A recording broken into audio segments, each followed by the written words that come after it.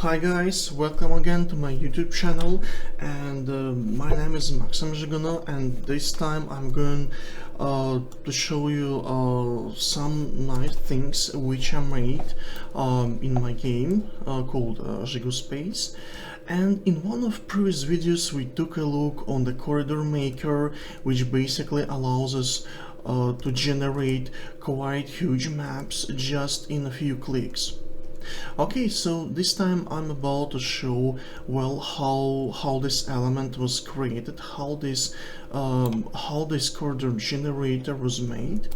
So let's take a look on that. So at this point I'm about to find out a corridor maker. Okay. So here I have that, and literally it has two main classes, so a corridor maker and a corridor sector. Okay, so what do we have related to all these things? So we have a cube which will be placed in the middle of the corridor sector just for debugging options. We have a corridor maker material, which is just used for the cube, because we have to somehow see if it's happening correctly or it's not happening. So as you can see here, I have material options and I have a gray material. Well, how we get that's gray because RGB components are same, and if they're same, well, it's a sort of the gray color. Okay, well, that's about these things. So what do we have here? Okay, here we have a corridor sector directions, so forward, back, left, right. They're used for saying, well, which sector is the neighbor of the current sector. Nextly, we have corridor types. Well, literally those are related to visual styles, and in one of previous videos I showed you what do we call as TD content and what do we call it isometric one. Okay, so literally this one is called TD content. Okay, we can just fly through it. Okay, so this is the TD content style. And here we have the isometric one. Once again, those are just names, which doesn't mean a lot, but in my case, I instantly get the difference between them by these names. So that's why they're being just used as they used. Okay, so what else do we have? And we have a structure of the corridor sector list. Okay, and what do we have? We have the corridor and we have the sector. So literally by these directions and the sector, we can create an array of sectors which somehow bind to the current sector, because each sector will contain an array of this structure. Okay, so let's take a look on the corridor maker. So what does it have? Okay, so we're opening the class.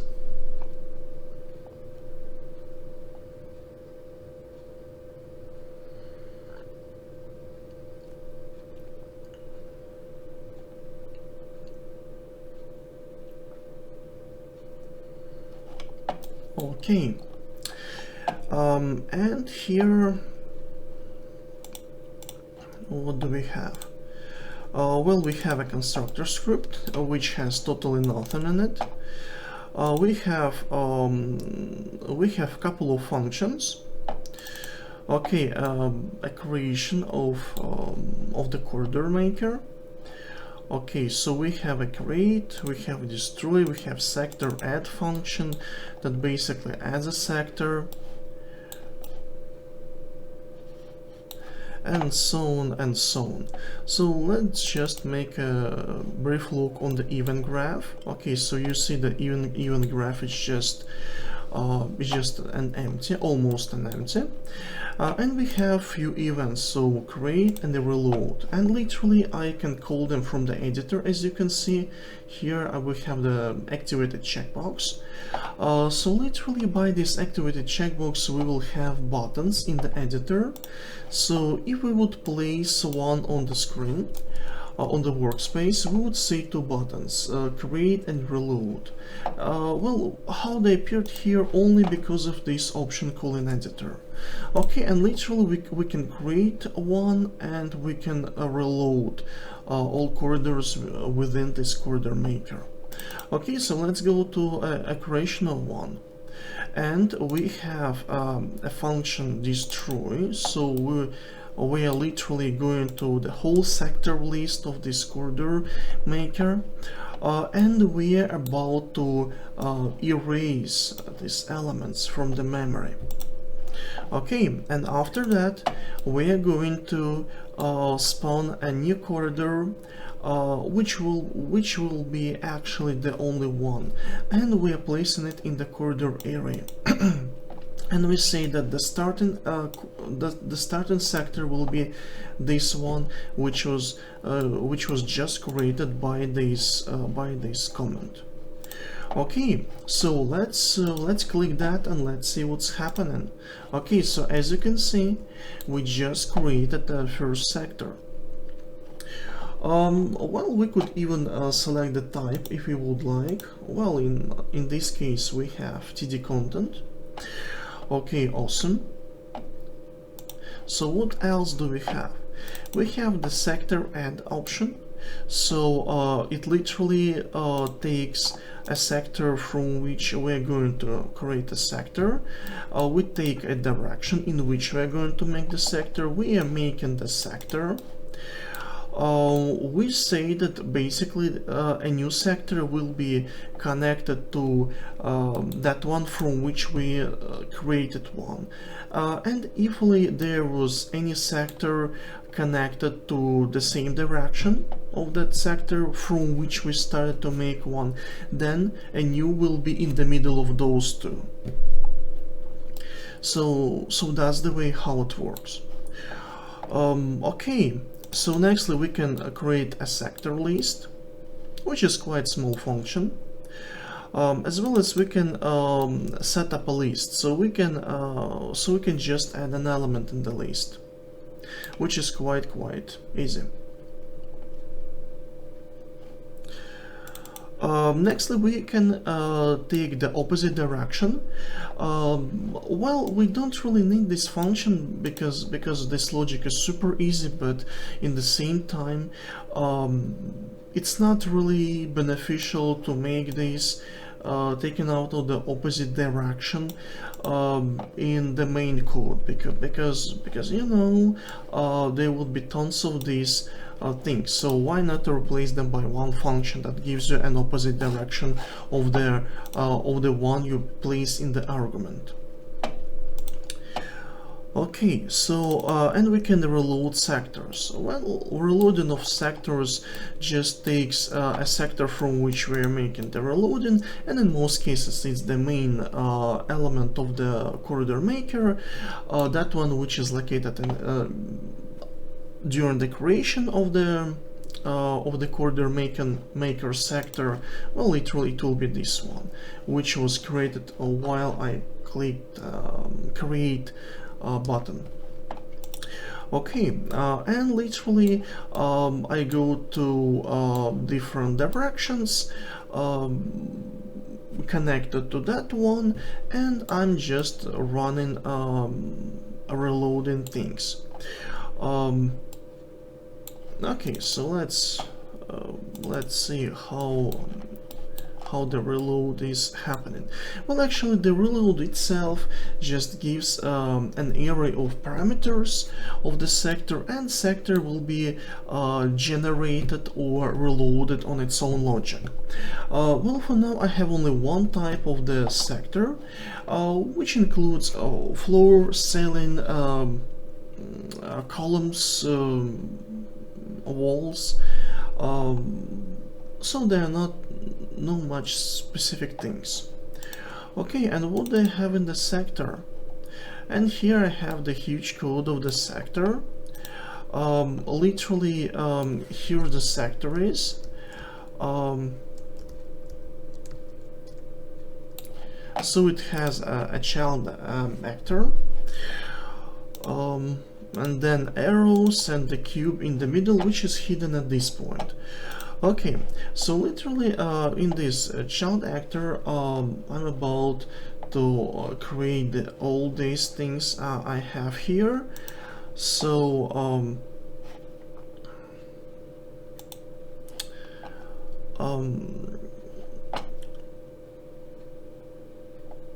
so let's take a look. What do we have here? So here we have parameters of the sector, like a size, type, if it's isometric or TD content, column type, because here I have a couple of different visual styles, and other things are related to if we really have some columns in the corners between walls, or we don't have them, as well as if we have some empty walls, like if the corridor should be continued by well, whatever, some space or some additional map which is just binded to the corridor.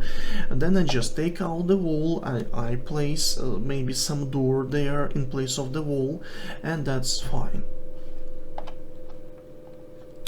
Literally, this thing was made, if I'm not mistaken, somewhere here.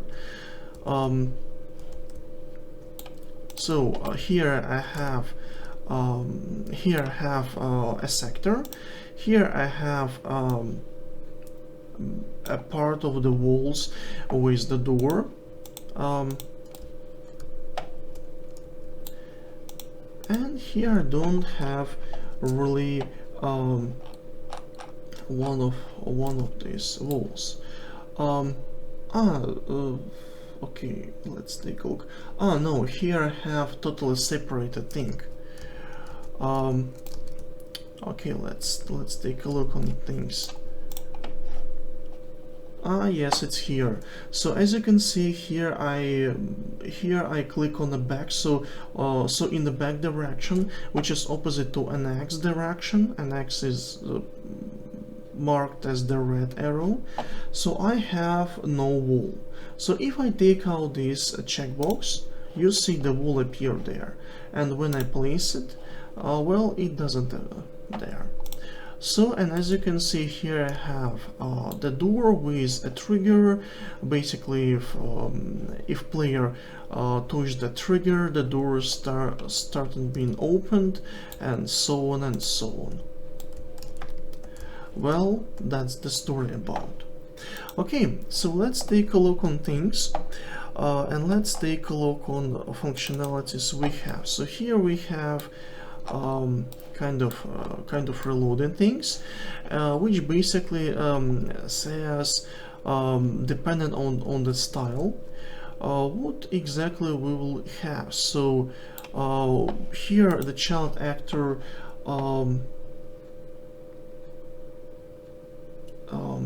okay, so what was that? Okay, so we have the child actor.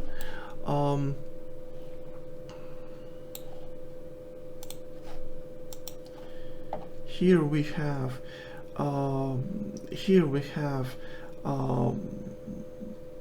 the actual class of the TD content room. Here we have the actual class of the isometric room. So they will be generated differently. Surely they are based on the sector base. But anyways, depending on configurations, I will show or hide tons of objects, and I will locate them somehow. So as you can see here, I have tons of configurations. Well, literally how walls should be placed. Do they position it to be multiplied because of some sizes of the sector and so on and so on. Well, exactly this configurational code took me the most of the time, because if you would like to make a combinated thing that have a reproducing elements like accorder sectors, you need to be very accurate. And in the end, based on configurations, we can have different things. Well, for example, here what do we have? We have TD content with the first type of the wall, with the first type of the column, and we can even make some changes. Well, for example, the column type. Okay, we can try to change that. Okay, so okay, let's change that. It has to have the first or the second style or type. Okay, well, for example, I will choose the second type. Nextly, here I will choose the second type as well, and I will go to the wall type, and it will be the second type. So you see, the visuals are being changed, and right now wall and the corner column, they look differently. Okay, so I'm about to change it back to the first type.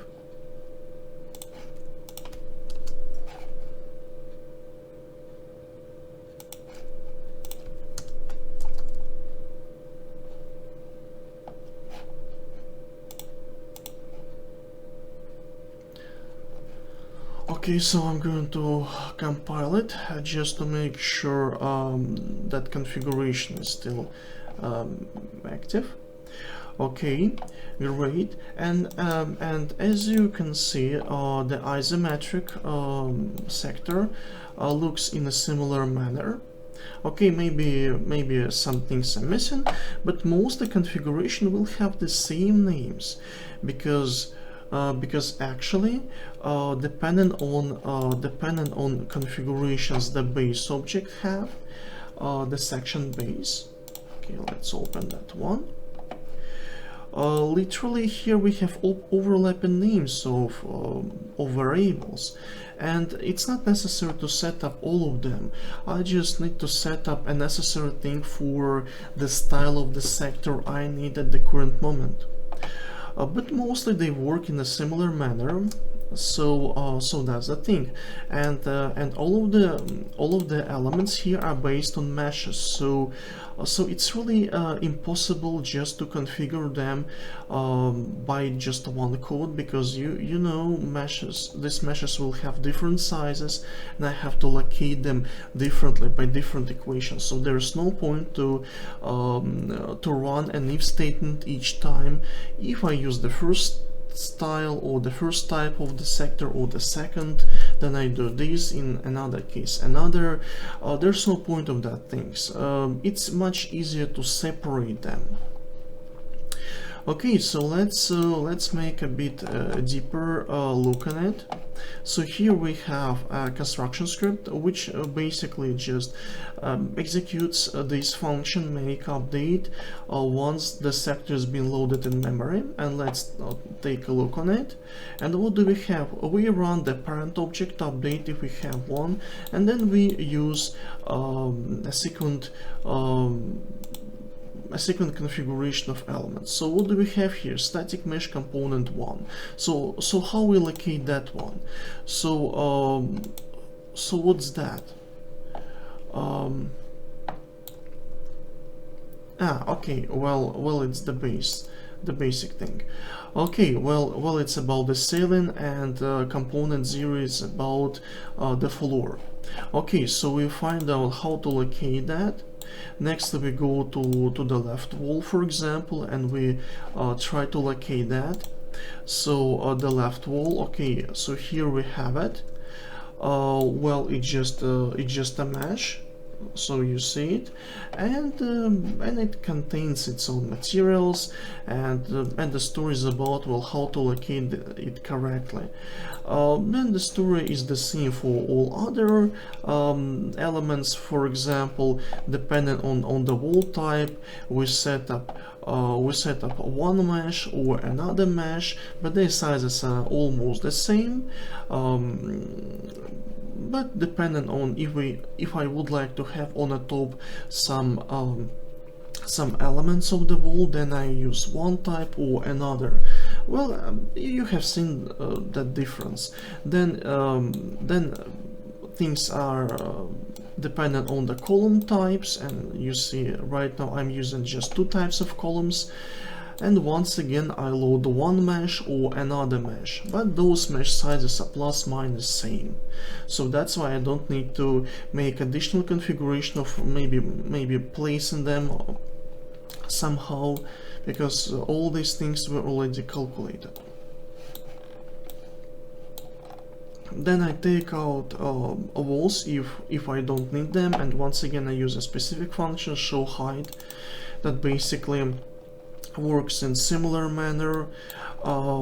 So I can have the static mesh, or I can have a child actor component. So I just try to edit collisions to totally hide this object or show on the screen, so it should be visually seen, and as well objects have to be able to interact that. So so all the things happen through this function, which once again is a good optimization, and there's no point to repeat this code for each element separately in the code. It's much easier to just make it a function and run that lots of times. That's an idea. Okay, so what else do we have? Okay, then I hide or show columns based on the wall existence. So for example, if I don't have any wall, there's no point to show a column. So for example, let's say I would like to hide this wall, and this is the left wall, so I go to the left component and I say, well, the left will be activated, so there will not be a wall. So as you can see, even columns disappeared. Okay, I will run it again, so wall will appear, and you see the column, this one and this one, they appeared. Once I have these two walls, the column have to kind of have to connect.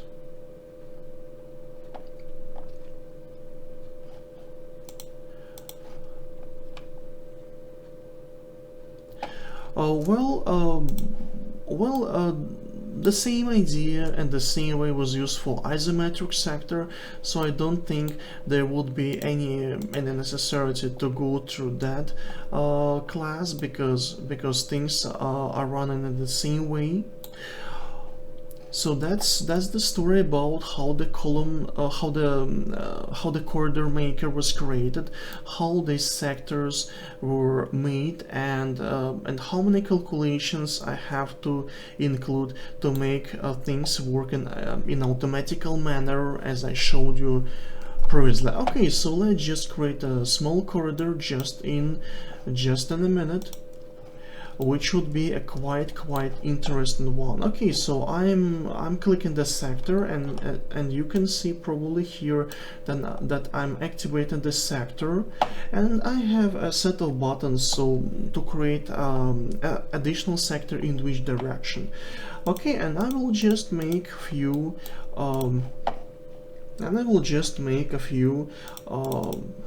interesting things here. So for example, we can create it in such a way.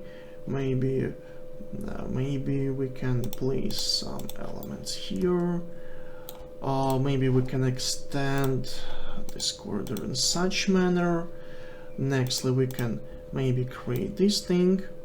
We can even extend this one if we would like. So in the x direction, I will say it will not take maybe 6 meters, it will take 9 meters, but when I do that, I have to reload all sectors I have.